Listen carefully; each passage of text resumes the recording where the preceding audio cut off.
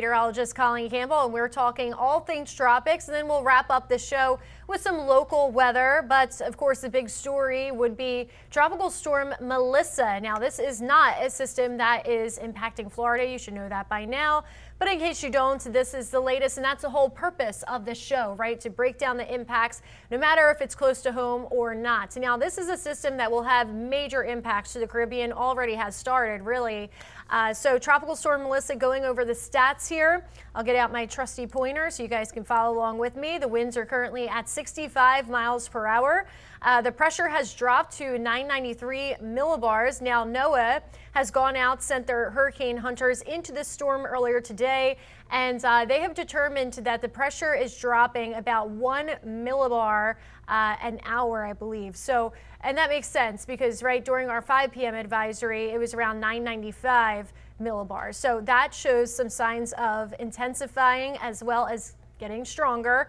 And it's still moving north. This is the problem. It's moving north very slowly, about stationary at 2 miles per hour. And the problem with that is, as this system is stationary, crawling along at 2 miles per hour, it is dumping a ton of rain for portions of Hispaniola, mainly Haiti and Dominican Republic. Now, Haiti, we don't have a ton of information coming in there. Information is scarce as far as how much rain they have received.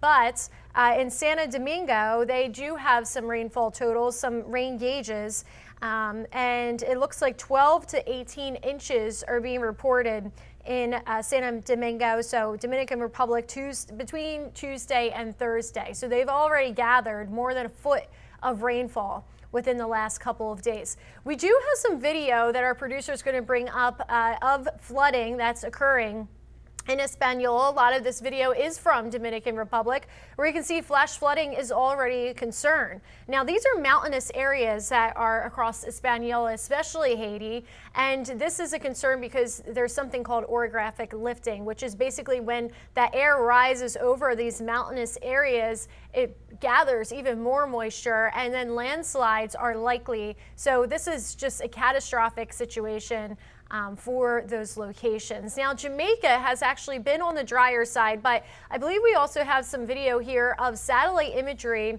taken earlier today as the storm started to get its act together and become stronger. Look at all of that lightning that you see there. Again, another sign of some intensification.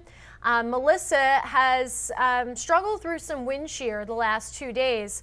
Let's go back to the graphics and can show you how the wind shear has lightened up. So first of all, I do want to point out that on this western side, you're beginning to see that convection fill in. If you joined us yesterday, you may have noticed that most of the convection was off to the east here and being blown off to the east. Now, of course, they have those outer rain bands. As I mentioned, Dominican Republic has had at least a foot of rain, 12 to 18 inches so far from Tuesday to Thursday, and that's as the system's all the way down here. Now, it looks like the track, and we will go over the track in just a second, is making a line for Jamaica. Jamaica has been quieter and drier because it really hasn't had any convection, right? And the main reason for that is because that shear, which is the graphic you're looking at, has been stronger, but now it's starting to lighten up and pull northward. So the breezier winds are more really closer to our area. We've had winds pick up here locally. We'll be talking about that in our local forecast toward the end of the show. But these systems need to be vertically stacked in order for them to keep their structure. And Melissa is showing better signs of being stacked vertically, and that's why they believe that this system will continue to strengthen and rapidly intensify as we move into the weekend. So the one thing that was working against it, the shear is starting to lighten up. Plenty of warm water to work with. We're going to check that out too. But I wanted to point out this track because this is the track of where Melissa has traveled thus far, right? And it's very interesting. It kind of snakes around here. Well, again, because of that wind shear that was originally blowing in from the northwest corner here, and there is still a little bit of wind shear out there, that basically tilted the center of the system, and now the center, what's trying to form as a center, is more eastward than what it originally was. Yesterday it was over here, right?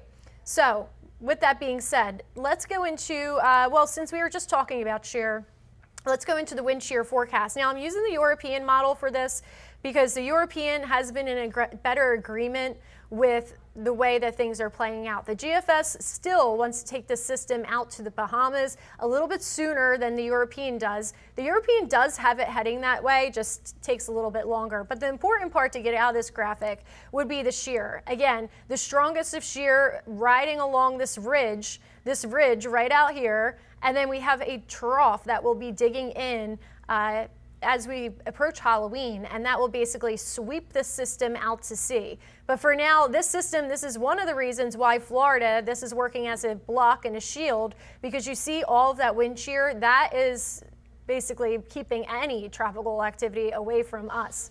So you see this window of opportunity down here where the winds are much lighter. That's the ocean that you see down there. That's not wind shear. Pay attention to this contour here where you see the lighter greens. That's where you have that lower wind shear. Let's go forward a little bit in time. Monday, Tuesday, that's when it's making that approach to Jamaica. Again, it has plenty of lighter wind to work with. So it's kind of seizing that opportunity, this storm, and then eventually you'll see in the track here that it does get swept out. But notice this is what I was talking about, where we have this trough that's digging in, and that's going to do its job of sweeping this out into the Atlantic and keeping it away from us here at home. All right, so getting into the track. This has been updated as of 8 p.m. Let me put some pause points on here so we can follow along and I can zoom in. So I'm going to pause it right there and then right there. That way I can zoom in here, right there, and right there. Let's put it back a little bit. Okay. So if this forecast verifies, it looks like it will pass south of Jamaica. Now again, this is just talking about the center, the potential of where the center of this hurricane can be. Remember, the strongest winds are around the eye of a hurricane, but with the way that these counterclockwise winds move, there will still be impacts, all hazards on the table for Jamaica especially. As we mentioned, Hispaniola already seeing the heavier rain and this system being stuck in place, if you will. It just keeps dumping rain on top of the same area, and it's also bringing those breezier conditions, stronger winds, I should say. But here we are moving into the weekend, and this is tomorrow. Tomorrow it's forming into not only a hurricane, but by the time that we enter toward the end of the weekend, Saturday into Sunday, we're going to have a major hurricane on our hands. By that point, it will be a Category 3 hurricane. Let's go a bit further in time. And here we are Monday, making its closer approach to Jamaica. Kingston's up there, still has its south, but again, don't just pay attention to the cone because impacts will be felt outside of the cone. And really, the entire island's inside that cone right now, right? Of course, the strongest winds, as we said, will be closer to the eye wall. And then here we go into Tuesday, early Tuesday afternoon. It wants to make landfall right in the middle of Jamaica. And here's the thing, 1988, Jamaica had a Category 3 hurricane. It had 125 mile per hour winds. 49 people died in that 1998 Hurricane Gilbert, and thousands, hundreds of thousands, houses were destroyed. This is an island that has a country that has 2 million people. And unfortunately, this is looking to be a large system. A Category 4 hurricane making landfall in Jamaica will be catastrophic. There's no other way to put it. And they are quieter right now, but again, this is Tuesday that we're looking at. So they do have two days at max, I would say, to prepare, get out of there, protect life and property for Jamaica. And we highly suggest that, and we keep trying to drive that message for anybody with interest in Jamaica. I have a tour guide that I met there a long time ago that lives out there, and I sent him a message and I warned him, and I said this is not going to be a system to mess around with. Moving forward, after it passes Jamaica, it looks like it could potentially make a second landfall, still potentially as a major hurricane, Category 3 or stronger, in southeast Cuba. and we have the naval base out there. So, and then it will make a run for the Bahamas, close to Turks and Caicos. The timeline for that looks to be Wednesday. And then by the time we approach Halloween, it will sweep out into the Atlantic. But this is a system that is really going to bring big impacts, catastrophic impacts to Jamaica, Hispaniola, and Cuba and the Bahamas too. You know, by that point, it will still be a hurricane, at least if this track verifies. All right, we're going to go to a quick break, and then when we come back, we'll break down this forecast a little bit more. Before hurricane season hits, it's time to prep your home. Familiarize yourself with where your water shutoff valve is located. If backflow prevention devices are installed, get them tested annually. Those are some great tips, and Cool Today is here to help you weather the storm. For over 60 years, we've been here to help Floridians with their cooling, plumbing, and electrical needs. We can help you prepare, protect, and repair your home. Call 888-40-TODAY. I was driving when a Ford pickup truck barreled into me from behind, sending me to the hospital. I knew my husband was going to need an excellent attorney, so I called Dan Newland. I'm so glad my wife called Dan. Dan really fought for me. He won my case and got me $650,000. If you've been involved in a car accident, allow me to fight for you. Call me now at 813-888-8000. Thanks, Dan, for winning my husband's case. This autumn, give your home the upgrade it deserves. Save up to 20% during California Closet's Autumn Upgrade event, making it easier than ever to transform your space with our select finishes. Whether it's a walk-in closet, home office, pantry, or garage, our designs are about more than organization. They're about creating space for what belongs. We call it practical magic, expert design that feels effortless. Visit one of our 3 Tampa Bay showrooms or schedule your complimentary consultation today at CaliforniaClosetsTampaBay.com. Windows are created and installed with different levels of quality. You need quality that can withstand the tropical climate. Our installers only install PGT custom windows and doors, so we are the go-to experts. Don't take my word for it. We have been named Best of Tampa Bay 3 years in a row, Reader's Choice in Sarasota 3 years in a row, and nationally recognized as Window and Door Dealer of the Year. Price is what you pay, but value is what you get. Give WeatherTight Windows a call today, and don't forget the cookies. All right, everybody, welcome back. It is our Weather Impact Live show. I'm 10 Tampa Bay meteorologist Colleen Campbell. We are talking about Tropical Storm Melissa, which will have big impacts, devastating impacts to Jamaica, Hispaniola, which is already feeling the effects of Melissa, and Cuba, and then eventually the Bahamas. So there are some watches and warnings in effect. These have been in effect for the last couple of days, and since Melissa is moving so slowly, you know, they remain in effect until Melissa will get a little bit closer in approach, and then they will be changed over to some warnings. There is a tropical storm warning in effect. You see it highlighted in blue for Jamaica, as well as southwestern, well, you can say, yeah, the good southwestern portion of Haiti. A little bit of Dominican Republics are included in that too. And then the same areas are also under a hurricane watch. I believe that we have video, EarthCam video, live from Jamaica right now, which it's dark out, so keep that in mind. Yeah, and as I said before, you're really not going to see much here because if we go back to the satellite imagery, Jamaica's been dry. There's been people playing in the water, which, you know, that's why we're trying to deliver that message that this is a storm that's strengthening, intensifying, and going back to the graphics here, we've had this westerly winds, so Jamaica really not, what you're looking at on satellite imagery here is convection storms, right? You're not seeing that in Jamaica at this time, and you're not going to until the system moves south of Jamaica. So that will be this weekend. So that's why we're telling everybody that they need to make sure they wrap up the preparations now for life and property in Jamaica, because as this unfolds into the weekend, it is not going to look good. A Category 4 landfall, I believe that would be a first for Jamaica.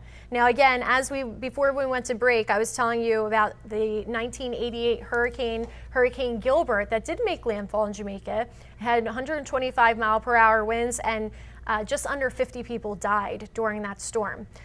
This is, of course, what, 36 years later, 37 years later, and we have the technology to warn people way ahead of time than we did compared to 1988.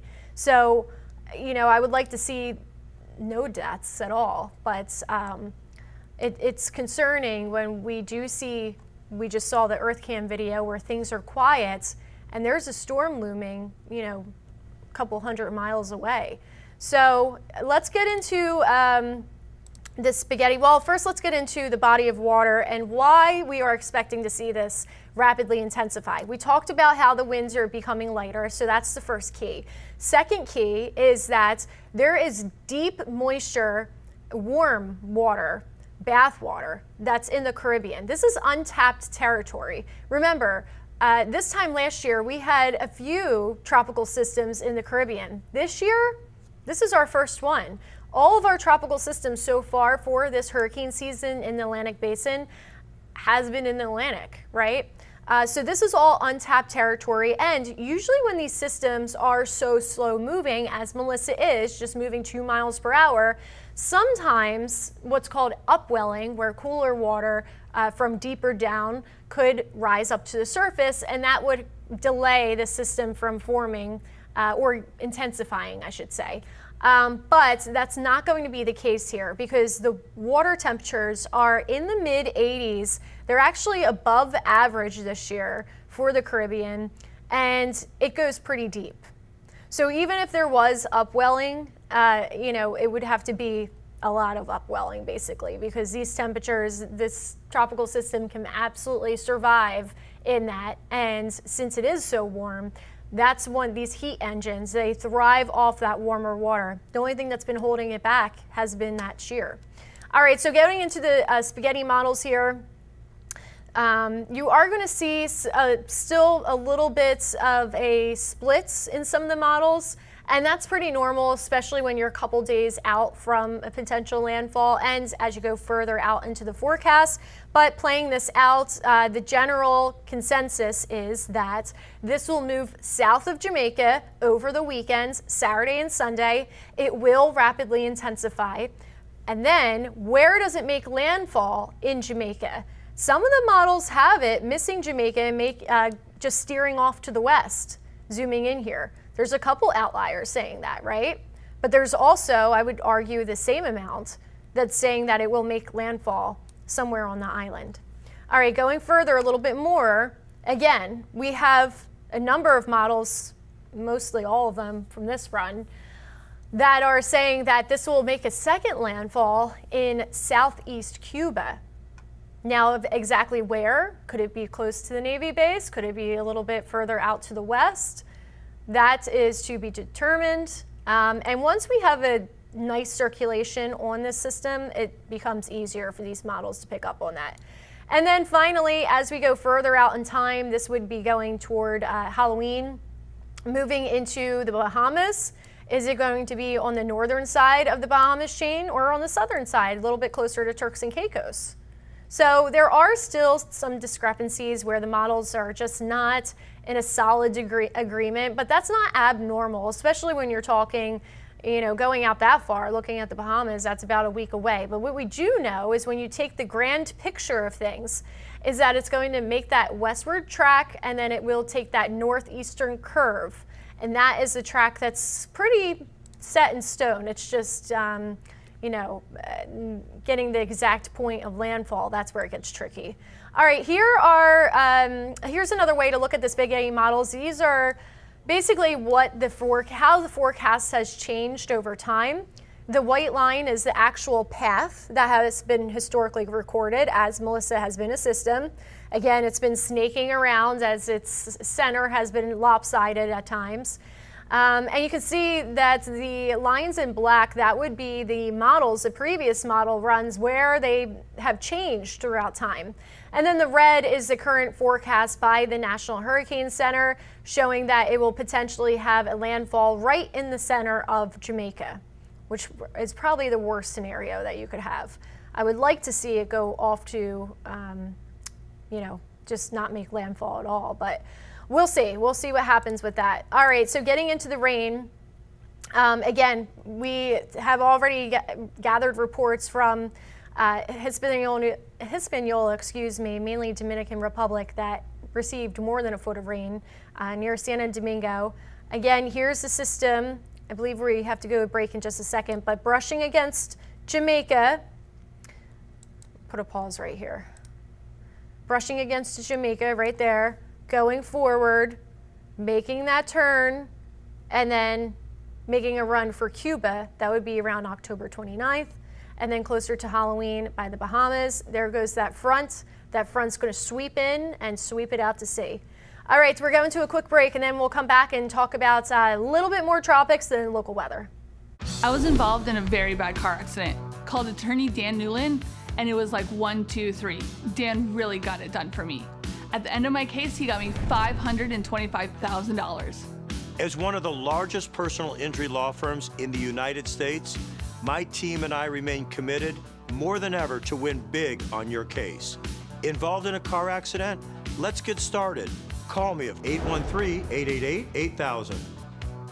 Thank you, Dan, for winning my case. This autumn, give your home the upgrade it deserves. Save up to 20% during California Closet's Autumn Upgrade event, making it easier than ever to transform your space with our select finishes. Whether it's a walk-in closet, home office, pantry, or garage, our designs are about more than organization. They're about creating space for what belongs. We call it practical magic, expert design that feels effortless. Visit one of our 3 Tampa Bay showrooms or schedule your complimentary consultation today at CaliforniaClosetsTampaBay.com. Windows are created and installed with different levels of quality. You need quality that can withstand the tropical climate. Our installers only install PGT custom windows and doors, so we are the go-to experts. Don't take my word for it. We have been named Best of Tampa Bay 3 years in a row, Reader's Choice in Sarasota 3 years in a row, and nationally recognized as Window and Door Dealer of the Year. Price is what you pay, but value is what you get. Give WeatherTight Windows a call today, and don't forget the cookies. With a fresh new look and over 60 years of keeping Floridians comfortable, Cool Today is the name to trust for fast same-day service. Cooling, plumbing, and electrical. Our friendly expert technicians take the hassle out of home repair today. And Cool Today is here for you tomorrow, too. That's why we're introducing a parts and labor warranty on select AC systems for a lifetime. For cooling, plumbing, or electrical service, get the best from today and for years to come. Cool Today. All right, welcome back. So we were talking about rainfall, and here's the thing. A lot of areas already saw more than a foot of rain, as Melissa is down to the southwest of Hispaniola.